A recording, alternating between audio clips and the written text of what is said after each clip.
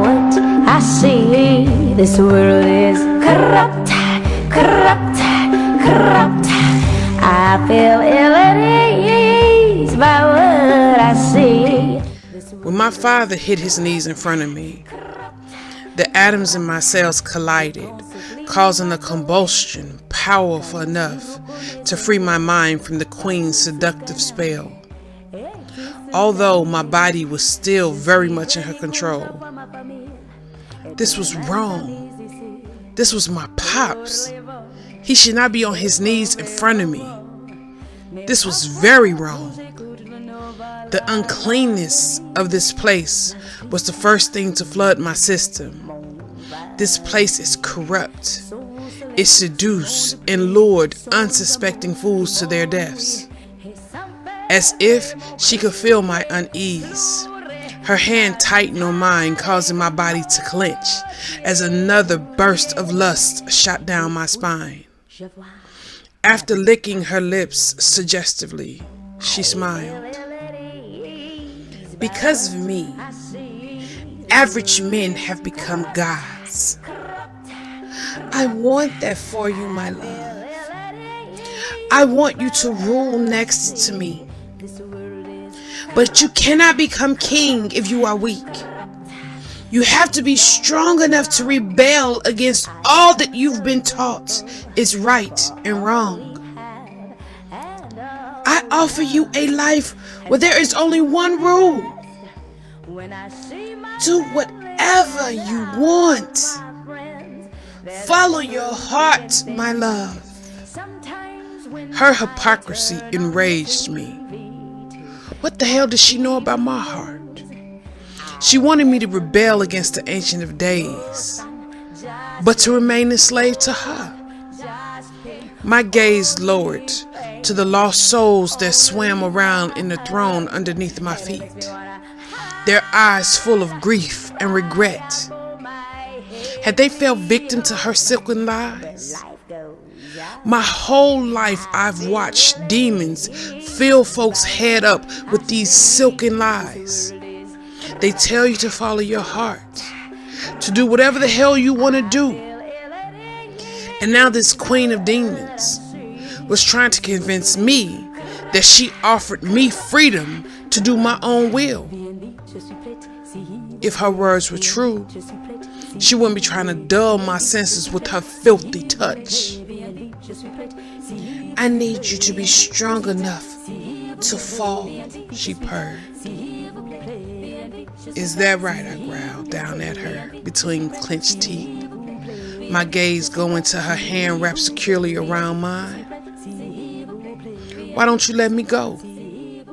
So I can show you just how strong I can be. The smile slowly left her face before her eyes narrowed. Do you mock me, mortal? My laughter rang out in the room. You call me weak, but it's you who's weak. Without your witchcraft, you be nothing but another dead hoe. Her eyes flashed red before she shot up out of her chair. Still holding my hand with one of hers, her other one grabbed my throat in a painful grip, cutting off my airways. She may have the appearance of a delicate woman, but she had the strength of a god. If she chose to, there was no doubt in my mind that she could easily rip my throat out without breaking one of her ancient nails. The pressure increased as she shot us straight up in the air. You think you know me, boy? She hissed, her voice no longer soft and seductive, but that of the damned. The gods bow to me. You think I will be mocked by a mere human male? The last came off her tongue as if it disgusted her. She opened her mouth, and a strong force pried mine open. For a second, it looked like she was going to kiss me. But then I felt something being ripped from deep inside of me. My eyes widened as my life force came from my body and began to flow into hers. The witch was sucking my breath right out of me. I could feel myself dying. I tried to reach for my sword, but my hand would not obey me. Abir was right. This entity was more powerful than anything I'd ever fought. For the second time in my life, I found myself standing on death's door. Slowly, my eyes rolled to the back of my head, and with my last breath, I called out for Abiyah. Strange fruit hanging from the poplar trees, blood on the leaves. After instructing some of the warriors to begin burying their dead, and another number of them to start back moving the people toward Goshen in smaller groups as not to attract too much attention from the lingering blood fiends, Melech headed back toward the area where the Whore Queen had snatched Monroe away. He and the other 9 warriors agreed to wait there for any sign of him. However, his steps came to a halt when the bodies on the hill suddenly stopped swaying. He wasn't the only one to notice either. Hitta, Bruce, the Gutter King, and the other warriors that had agreed to stay behind all came to join him as they too studied the group of musicians. "What do you think is happening?" Bruce asked nobody in particular. Noah shrugged. "It looks as if, whoa!" they all cried out at the same time. Whatever Noah was going to say was forgotten as 4 pairs of eyes suddenly opened, all but the songstress, washing the battlefield with a light so bright it changed the night into day. So bright it was that it lit the way for the people heading toward Goshen. The earth crier's gaze swept over them all, seeing but not seeing them, making them all keenly aware of their shortcomings and their filth. "See what I see." Her celestial voice filled the air as if it was one with the wind, bringing everything and everyone to a halt, even those heading towards Goshen.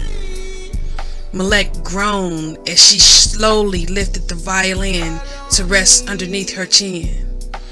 "Prepare yourself, Akeem. This could get rough," he muttered, just as she began to play her hauntingly beautiful rendition of Strange Fruit. But this time, the drummer joined her, adding something to the tune that was not there before. The two played distinctively different tunes, but somehow managed to supernaturally remain on one accord.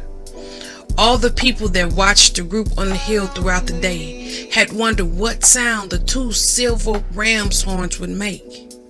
Many have heard the voice of the shofar before, but none was prepared for the phenomenon that came from them. When the Father and Son lifted them to add their sound to the extraordinary tune that came from the hill, that same soul-defining light that shone from their eyes also blasted from the mouth of the shofar, lighting up the night sky with its heavenly tune. All those that saw this stared in wonder. Those learned in the scriptures. You see, they all read Jeremiah 16:14 and 15, where Abiyah speaks of there coming a time when the people will no longer talk about when he brought the children of Israel out of the land of Egypt, but will talk about when he brought them out of the land of the north and all of the lands where he had sent them. Now they understood how such a thing could be, because after tonight, how could anybody doubt that there is a master of all masters and that he fights for Israel? After today, they shall never forget this, and they shall never let their children forget what they witnessed on this night. "See what I see." The earth crier's voice came again, just as it was a ruffling in the trees. Several people cried out as hundreds of brown bodies spilled from the trees. The bodies ran straight through them as if they weren't even standing there. These bodies had once belonged to slaves, clutching their makeshift sacks to them that held their only worldly possessions. They hurried through the trees, looking behind them as the barking of the dogs and the pounding of the horse hooves filled the night.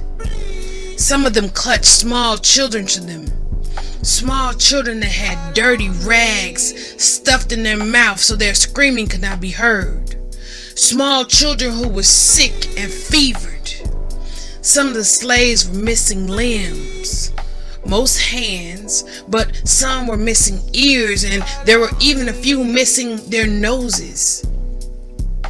It was clear to all who saw that many of them had been tortured, their eyes blood red from all the trauma and the malnutrition they'd experienced. Another sound joined the heavenly tune that swept across the land. The sound of moaning. It came from the songstress, although she had yet to open her eyes. All looked back to the hill just as Ty clutched her pregnant belly, moaning as if she was in extreme pain. Only, it wasn't so much as a moan as it was a groan.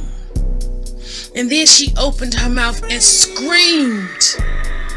The bright light that shot from the eyes of the others and from the shofar now came from between her lips.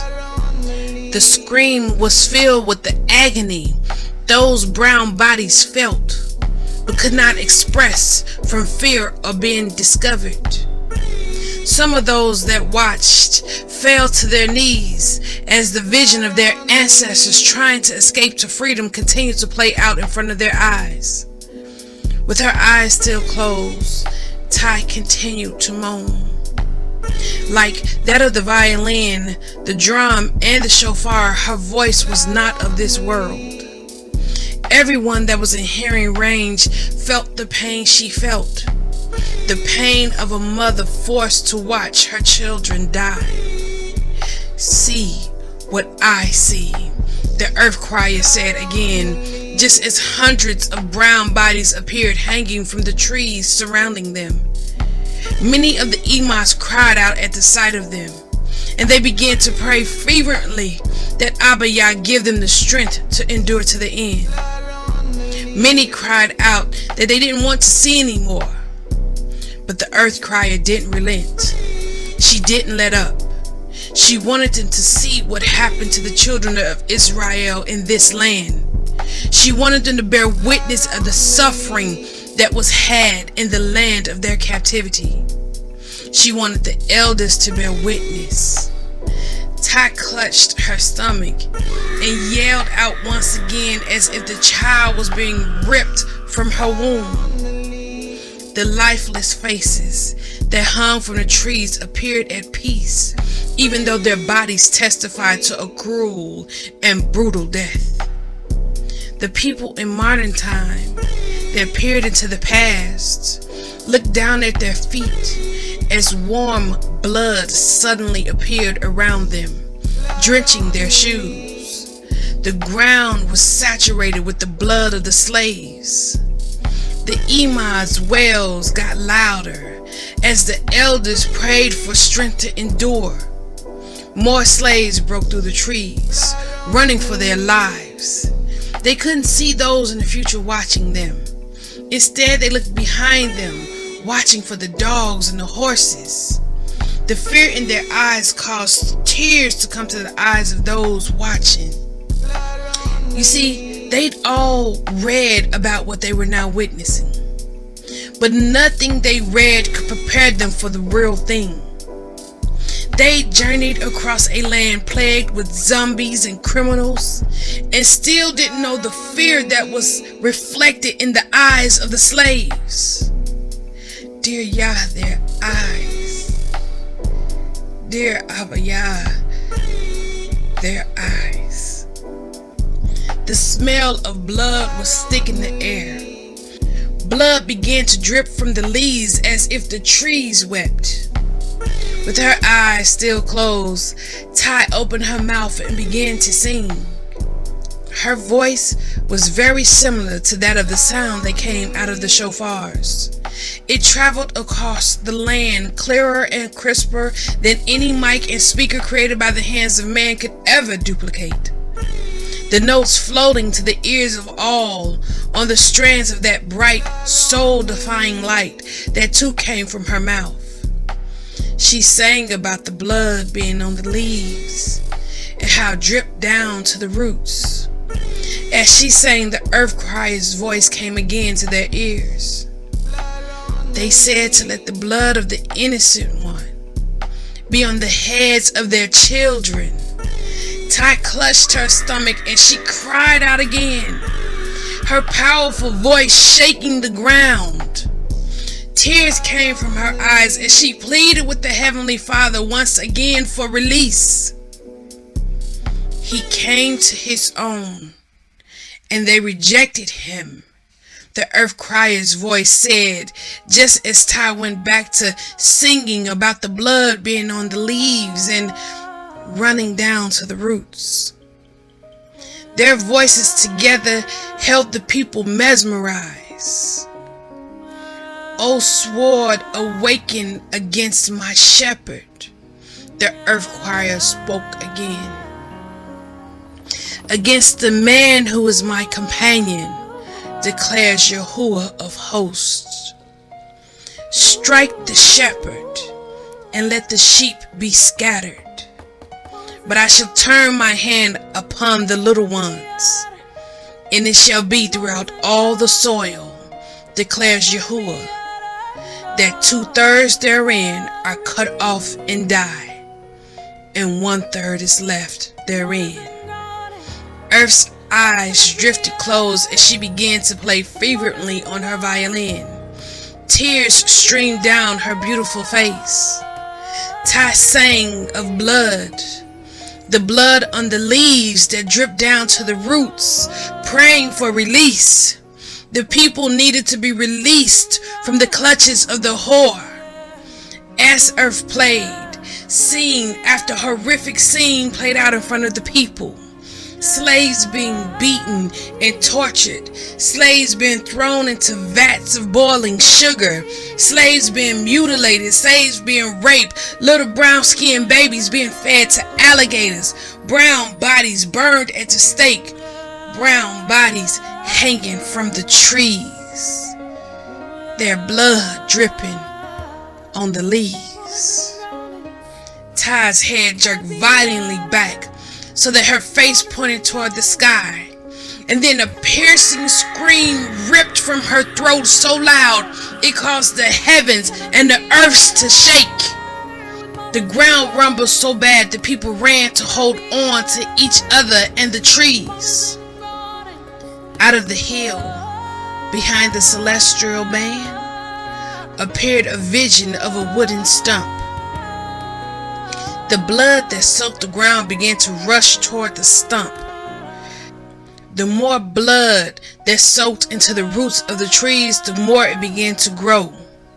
The slaves that were hurrying around the trees also came to a stop, staring at their tree in wonder. The more it grew, the more the burden seemed to be lifted from their shoulders. Tears ran down their brown cheeks as they looked on at their redemption. The earth crier's hand stilled on her violin as her eyes suddenly opened, washing the field with their glow. With eyes that saw but did not, she looked out amongst the people.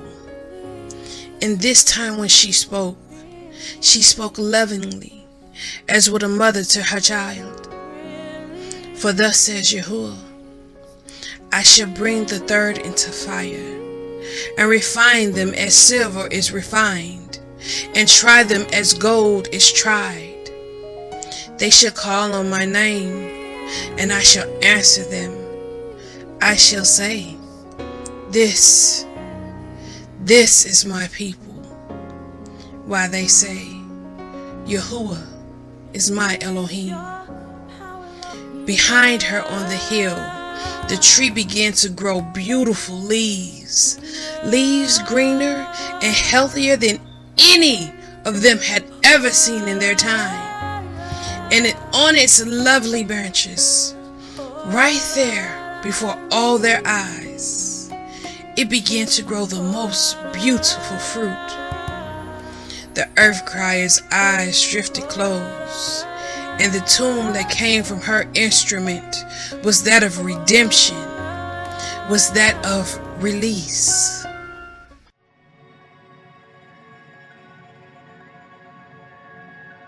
The tea maker reached for her eldest son just as her knees gave out and she lost consciousness. "Ma!" Nehemiah cried, catching her before her head landed in the blood. Jessie, seeing that something was wrong with her Titi, hurried toward her, calling for Hitta as she ran. "Unc," she screamed, "help me!" As if he could feel it, Hitta looked away from the tree just as Angel went down. Terrified, he and Namir broke into a sprint toward her. When Hitta reached Angel, he lifted her out of his son's arms, yelling for the priest. "Lennox! Lennox!" "Over here," Maddox called. Lennox was on his knees, so deep in prayer he was unaware of what was going on around him. He'd been in prayer with Monroe for the last 10 minutes. Knowing there was no use in trying to get through to him when he was this deep in meditation, Hitta sat down by a tree next to his guards, with Angel in his lap. The slaves that could not see them stood on both sides of them, looking up toward the hill where that majestic tree grew. "Angel, baby, wake up," Hitta cried, pressing his lip to her ear. Slowly she opened her eyes, staring at something way up in the air opposite the hill, before letting out a piercing scream. Sarima studied Monroe closely, watching as his eyes rolled to the back of his head. She drew from him, sucking the life out of him, but she didn't take it all. She didn't want him dead just yet. Not until he bowed to her like every other man that ever crossed her path. He'd rejected her. Her? No, that is not a thing. That has never happened to her. Well, perhaps once, but never again. She swore it, never again. Leaving him teetering on the border of death, she opened her hands, letting him drop. His body landed in a very special chair in a secret garden. Few had ever entered it. In this garden was a pool that was filled with a very peculiar liquid. Nourished by that liquid was the most beautiful tree to ever exist.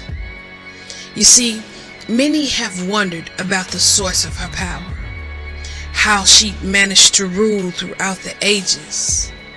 The earth has always been hers, always. And no matter what prophecy predicted, or Balaam and the others thought, she was not going to lose it now.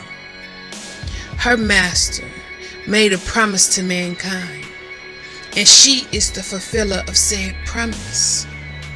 As long as she brought the right specimen here, she can make them a god.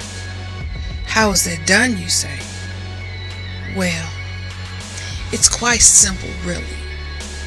99.9% of the human race fell for her seductions without any real work on her part at all. In fact, in the beginning, she was quite surprised how easy it was she was able to lure mankind away from the Ancient of Days. All she had to do was just suggest that his laws were a bit oppressive, and that was all it took. Men erected temples for her all over the world. They worshipped her for the freedom she offered them. The Ancient of Days declared in the garden that Eve should be subservient to Adam, just because she wanted to be a god and had the balls to go after it. Imagine that. Imagine Serena being servant to any male species, men, demons, and angels alike. When she is smarter, stronger, and more powerful than any of them ever were. Well, except him, the one whose name she wouldn't dare mention, the one who denied her. It was his denial all those years ago that turned her against his people, the apple of his eye. Had only he bowed down to her like she asks, had he worshipped her like the others, she would have put him and his people above the clouds. She would have given him the world. Had only he bowed, she would have made his people the head again, after the Most High cursed them, making them the tail. But he refused to bow. He refused to bend. He was hungry, and he refused to eat the food she offered. He was thirsty, and he refused to drink from her cup. He humiliated her. He made her appear weak in front of the others. So because of that, her wrath turned toward his people. And it was the best thing she'd ever done. It was how she discovered where true power lied. It was how this very special garden with this very special pool was born. She didn't bother with the weak. A weak being cannot become a god. If you're so easily swayed, you're nothing but sheep.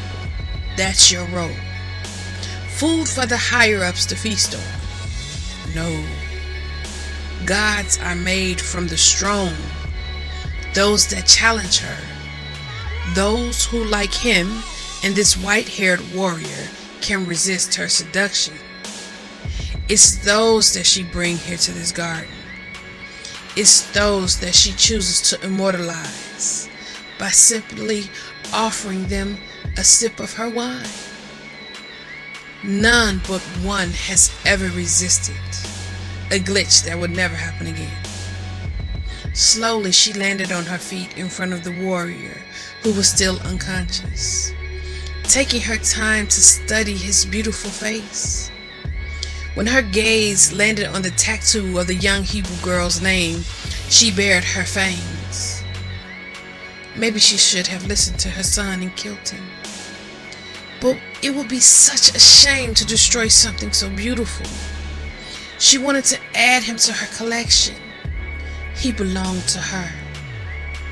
It was time to bind him to her. And if her seductions did not do it, then a sip from her cup surely will. Stuck somewhere between life and death, Monroe's nose twitched at the strong scent of blood. He tried to open his eyes, but he couldn't. He didn't know how, but the priest kept him from waking fully as he guided him into a level of prayer he'd never experienced before. Together they prayed fervently that Abba Yah restore his vision. If he was going to survive this, he needed to be able to use his spiritual eyes, like Ibir said. You see, this was the queen's territory. They were surrounded on all sides by her spells. But all of the earth belonged to the Ancient of Days, and to him her spells were nothing. This information Monroe felt. It was as if the Heavenly Father was sharing his thoughts on this matter with him. To Monroe and the others on earth, she was very powerful. But to Abba Yah, she was just a nagging bug, and not even a wasp or a bee. He felt about her like one would feel about an irritating fly buzzing around his ear. Until her stench reached his nose, she didn't even register as a thing to be considered by him. Her sorcery and all of her deceptions were about as meaningless to him as squirrel piss was to mankind. Excuse my language, but it's true. However, her stench has reached his nostrils, and now, unfortunately for her, she did have his attention. Somehow, Monroe felt all of this, and yet it gave him strength. She was nothing. Greater is he that is within him than he that is within this world. Monroe felt the priest smile. Good job, Ike. His voice came clear as day in his head. You passed your test. You denied the queen of all whores and all of her seductions. How can I hear you here? I thought this was a battle I had to fight on my own, he responded, still somewhere between life and death. When you belong to Yahuwah, you're never on your own. You defeated the queen. You denied her to the very end, fighting your flesh as well as her witchcraft. That took strength that many angels don't possess, and very few to no men. You did not give in. It was always just a test. The Ancient of Days didn't allow you to come here to die, only to show you what he already knew. You are a strong warrior. You are a leader. And he chose correctly when he chose you to carry out your mission. So from this day forward, walk boldly, brother, in the knowledge that you are a part of the body of our Master. And if you endure to the end, we'll wear the armor that he is preparing for us. You defeated an undefeatable foe. The Ancient of Days will never abandon you. You are one of his. Are you here now, in this cursed place? Monroe asked him. No, I am on the battlefield. You can hear me now because of the earth crier. And that's when Monroe heard it. The sound of the violin. It sounds so beautiful and soothing. He could feel the life flowing back into his body, like water to a thirsty soul. See what I see, her voice said in his head, loud and clear. His eyes suddenly opened, startling Serena. She was caught off guard not only by the certainty in which he opened his eyes, but also by the fact that his irises were completely white. She knew that devil instrument was now playing. She knew it was giving him strength. But he was a man, and no man could resist her dance. Her powerful witches and the body of video vixens surrounded her, and together they began to move. This dance she did was as old as time. It was a dance taught to her by her father. A dance that beguiled angels, demons, and men alike. There was really no rhythm to the movements. It wasn't erotic or even sexy. It was a spell of beguile. Every woman who'd ever desired to hold her spirit had to conquer the dance. No one has ever been able to resist it. The dance and her wine was how she made the whole world drunk. She was in the system of everything and everyone.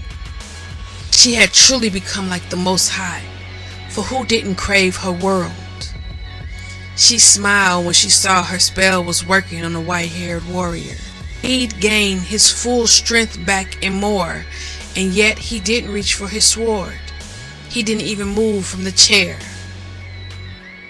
She inhaled, taking in the sweet blood she'd collected over the ages. There is no blood on earth like that streaming through the veins of the children of Yahuwah. You see, the life of everything is in its blood, and flowing through their veins was his essence. It was the closest she would ever get to it. So yes, she has an undeniable thirst for it. The pool behind her was full to the brim with it.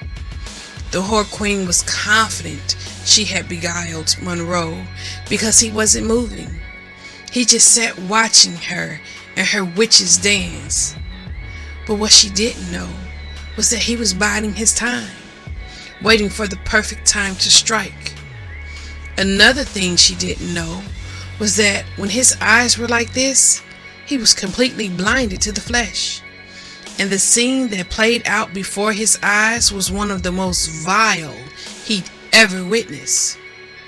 And trust, he's come upon some gross spirits before, but none as filthy as hers.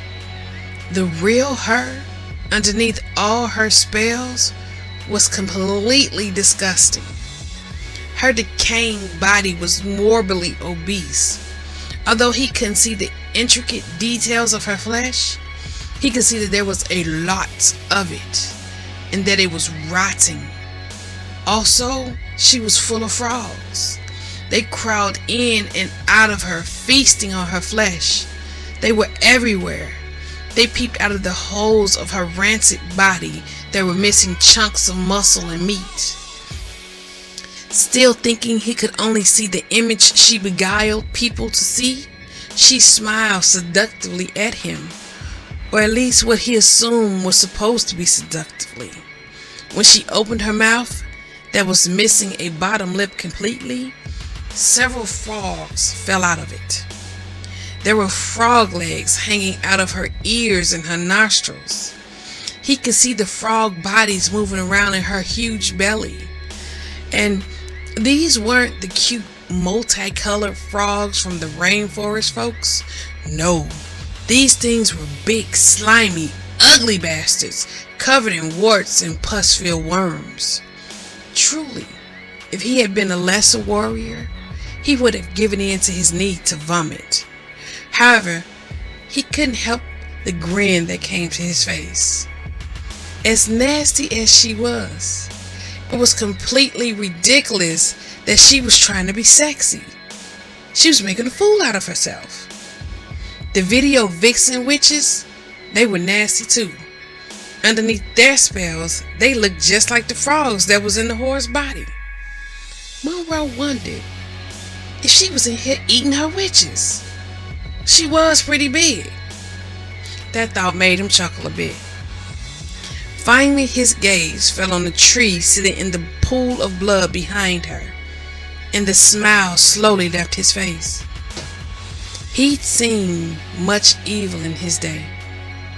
Demons, fallen, wicked-ass people, and now the queen of whores who fooled the world into thinking she was desirable, but underneath her lying flesh was a body full of slimy, wart-covered frogs and pus-filled worms that dined on her rotten flesh. Until this very moment, he thought for sure that she was the evilest thing in existence. But he'd been wrong. The tree that sat in the pool of blood was a level of evil he couldn't quite comprehend, or even begin to describe with words. But hell, he'll give it a shot. Its DNA makeup was old, very old. Monroe had seen offshoots of this genetic makeup in many ancient evil beings, but it was clear that this thing was the source. This was the beginning of evil. Very powerful, extremely so. 1,000 times more so than Sarima. Older than even the preacher. Flowing throughout the veins and the fiber of its bark was the blood of the people. He could see Yahuwah's name like gold specks powering it. The tree consumed it at alarming rates. So much so, there was a steady stream of blood running from the soil in the garden into the pool. And although he couldn't see eyes, he felt them. It watched Monroe, aware he could see it. The hate coming from it was breathtaking. And this tree was the beginning of all iniquity. Monroe didn't know if it was really here or if it was just one of the Whore Queen's visions caused by her spells. But he thought 3 words. Who are you? And for a moment, it seemed like the tree laughed before its shadow appeared on the trees at its back. Monroe blinked, and in the next moment, the shadow began to warp into that of a giant, fire-breathing dragon. The blood of Yahuwah's children dripped from its razor-sharp teeth and claws. Although just a shadow, when it looked down at Monroe, its eyes flashed red. Sarima stopped that ridiculous dance she was doing and slowly walked into the pool, submerging herself in the blood. Her witches went to stand along the side of it, and they began to chant something in a strange language. Monroe couldn't understand what they were saying, but he could see vile spirits in the shape of those nasty slimy frogs dripping from their lips into the pool. After a moment, Sarima emerged holding a golden cup in her hand. She walked out of the pool as if she was sexy. Still unaware, he saw her true, disgusting form. Behind her, the shadow of the dragon had gone back to that of a simple tree, a tree that watched them carefully. In the beginning, the Ancient of Days created the heaven and the earth. The earth he claims to have created for mankind. But then he forms Adam and Eve and tucks them away, hiding them in their silken prison. She began to speak as she slowly walked up the stairs of the pool toward him. The blood rolled off her body like oilwood water. Those gross frogs fell out of her lying mouth with nearly every word she said. It wasn't until this very moment that he truly realized what a gift his eyesight truly was. Yes, Eden was the most beautiful place on earth, she continued, but it was still very much a prison. There was a whole world outside of it. She gestured toward the tree behind her, careful not to spill a drop of the precious liquid she held in her cup. My master offered man their freedom, their ticket out of the garden. He wished for them to have the same choices the gods had. In fact, it was his wish to make them a god, so that they could live forever. Slowly she approached him, swaying her wide, dilapidated hips seductively as she did. He shook his head a bit. This ain't a good look for her. Your God burdened you down with rules and regulations. We offer you freedom. She stopped in front of him, carefully lifting the cup to his lips. Just take one sip, my king, and I will cause your name to be remembered forever. The smell of blood filled his nostrils. He knew that now was the time to strike. Before she could touch his lips with the cup, he moved his head back a bit. They already had eternal life. She frowned a bit. What was that, my king? Adam and Eve. They already had eternal life. Death wasn't born until they listened to your lying master and ate from the tree. Before she knew what was going on, Monroe drew his sword, flexing the handle in his hand so that it came down in the arc, causing the sharp blade to slice through her neck, causing her head to fly from her shoulder and the cup of blood from her hand. Only the head didn't fly far. A rage-filled screech emitted from her mouth as the severed head slammed back on its neck. Monroe jumped up from the chair, holding his sword in front of him.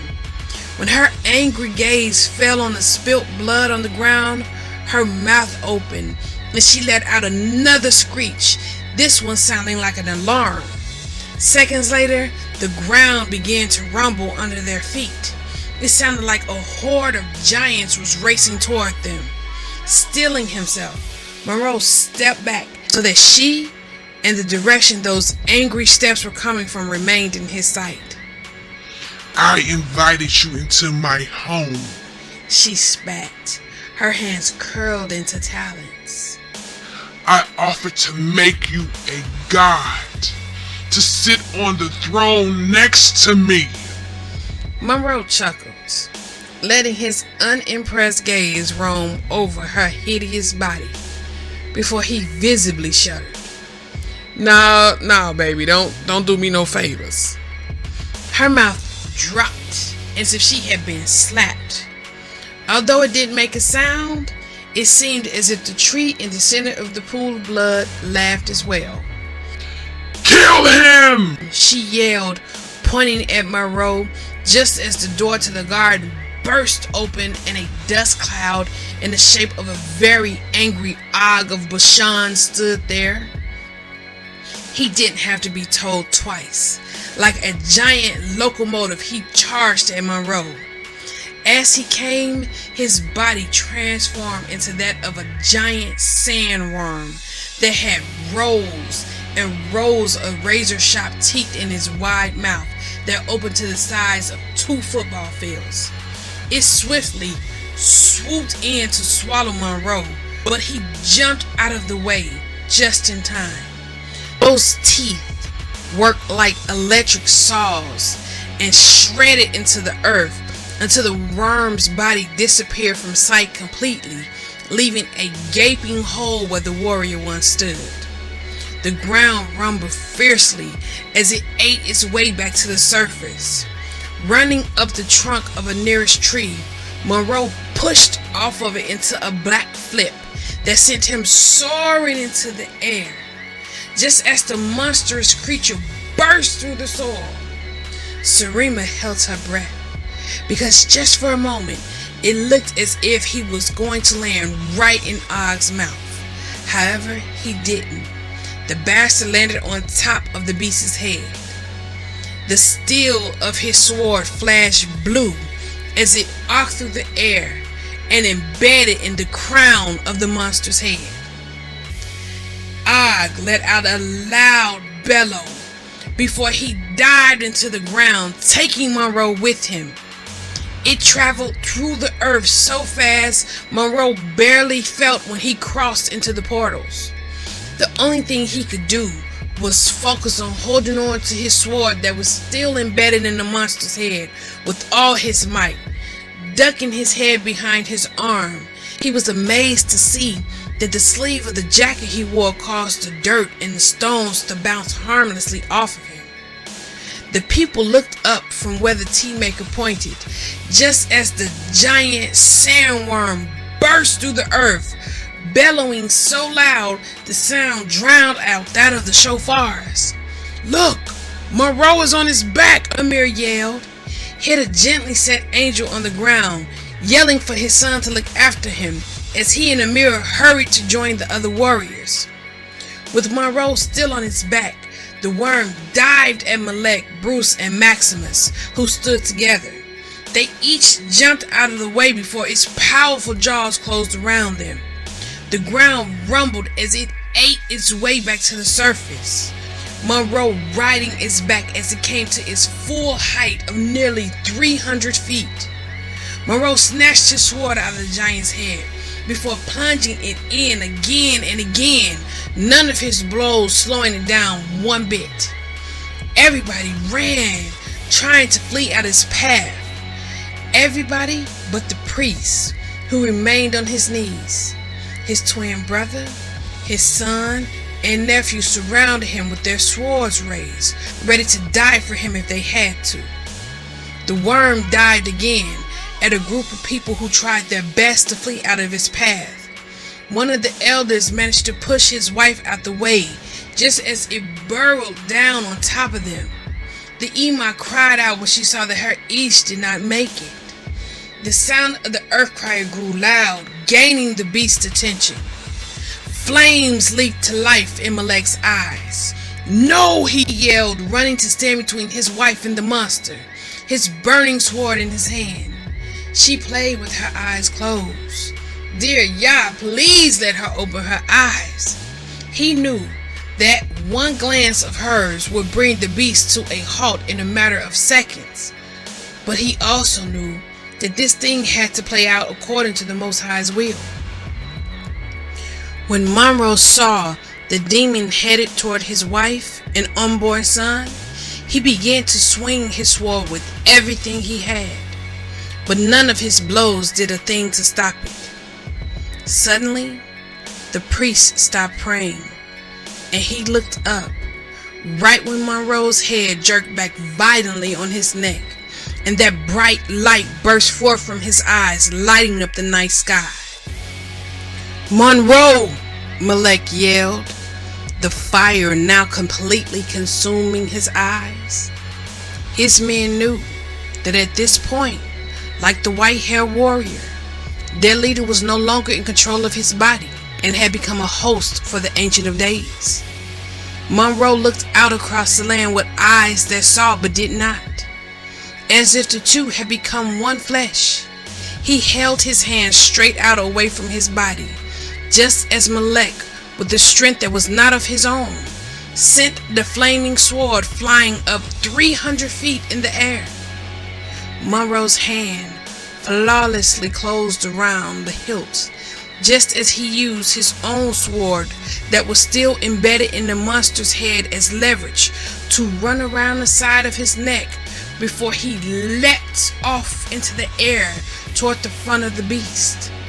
All who watched held their breath amazed at the sight the white-haired warrior made, with his body forming an arc in the air, the fiery sword clutched in both of his hands raised high, the white coat flying behind him like white wings, and the bellow of rage that came from his mouth as he landed in front of the monster, embedding the burning sword in the neck of the creature. His bellow wasn't the only one to fill the air. The monster let out a horrendous shriek as the warrior rolled down the front of his giant body, cutting through his underbelly with the flaming blade as easily as a hot knife slicing through butter.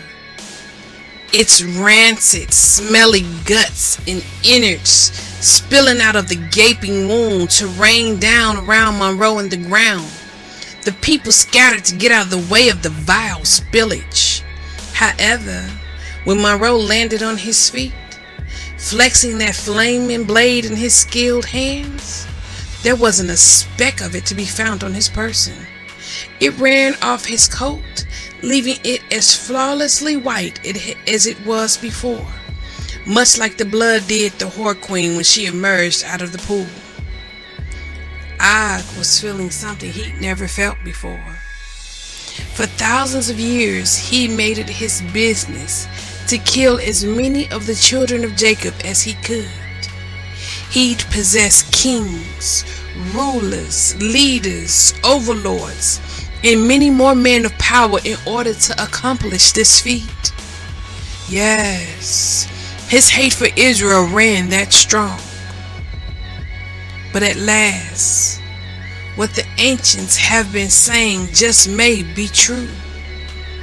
There's a shift in the winds.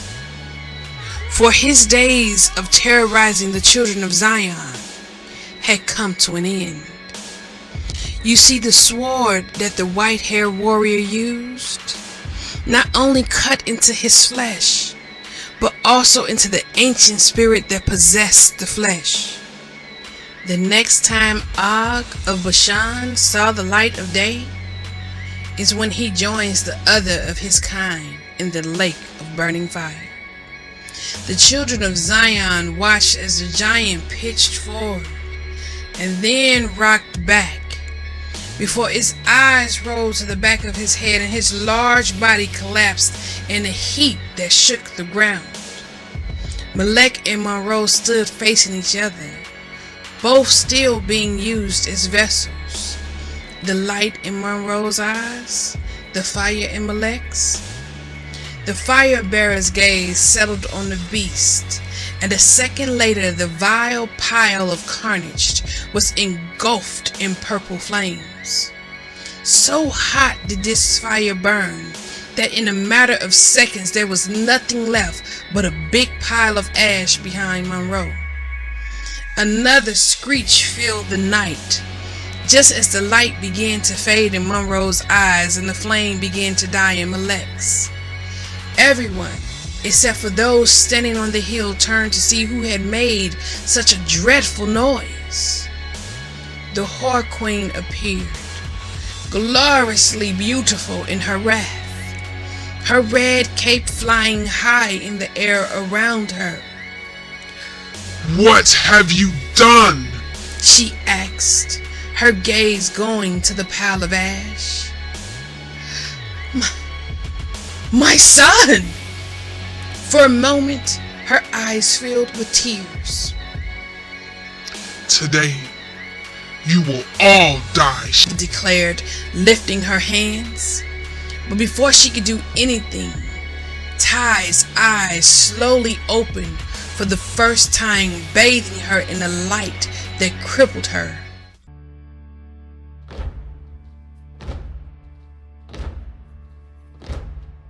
Satan, we're gonna tear your kingdom down. Sarima opened her mouth to call forth her witches for aid, but no words came from her lips. This light dissected her, tearing her apart, searching through every fiber of her being. It saw all of her filth, bringing it all before her eyes. In this light, she stood completely exposed.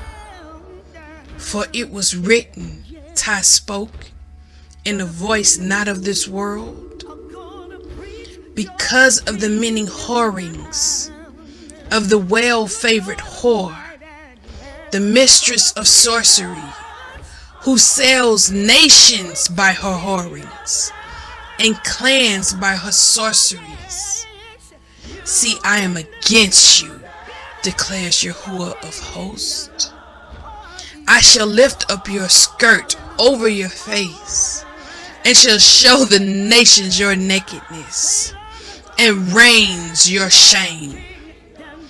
Sarima desperately began to shake her head, as her spell of beauty began to unravel around her, revealing to all the world her true identity. She moved her lips to beg Ty to stop, but no words came out. The people looked on appalled as her morbidly obese, rotten flesh burst out of the slim body it had been hidden in. And I shall cast abominations upon you, and treat you as foolish, and make a spectacle of you, Ty continued in that outer-worldly voice. And it shall be that all who see you flee from you, and say, Nineveh is laid waste. Who does mourn for her? Where do I see comforters for you? A gasp went through the crowd when the stench of her rotting flesh filled the night. The sight of the big ugly frogs crawling in and out of her body, through her mouth, missing flesh, and other orifices I prefer not to mention, caused a good number of the people to run to the trees and empty their stomachs. But the spirit that was using Ty's body as a vessel wasn't finished with the whore yet. The drummer opened his eyes, bathing the night with their light, before he began to beat a steady, hypnotic rhythm on his drum. Although Earth had not opened her eyes, she played a similar tune on the Earth Crier. This time, when Ty began to sing, it was in a language none of them understood. A language that had not been spoken since the days of Enoch, since before the Ancient of Days covered the earth with the flood waters. She sang about the whore's demise. Her words in that ancient tongue was a verdict from on high. She spoke words into existence that attracted beings with the power to set those words into motions. Sarima, was forced to stand there exposed in all of her nakedness, while all bore witness, and I do mean all. Although they wasn't together, and were all hidden not only from the Most High but each other, Balaam was there, for he would never miss this. Dollar Bill was there with a satisfying smile on his face. He could have guessed that she was really nasty and ugly as hell underneath all those spells. And yes, the 10 kings were there. Powerful beings that had once fought each other to be known as her lover. Now they all looked on her true nakedness in disgust. Her stench viler than anything they'd ever smelt. On this night, the whore queen fell shamefully from grace. Her weakness had been exposed, and it was now only a matter of time before one of her many enemies took her out.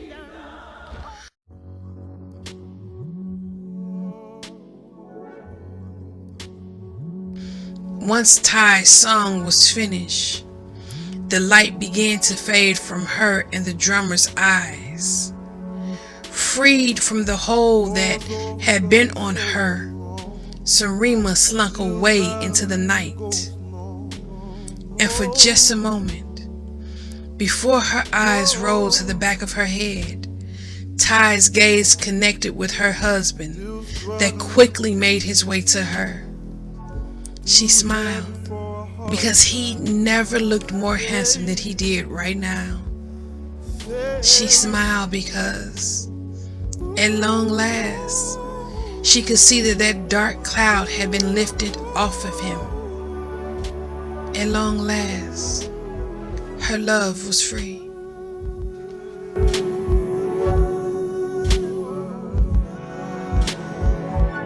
Keep my heritage to keep me clean. Keep the devil watching over me. Say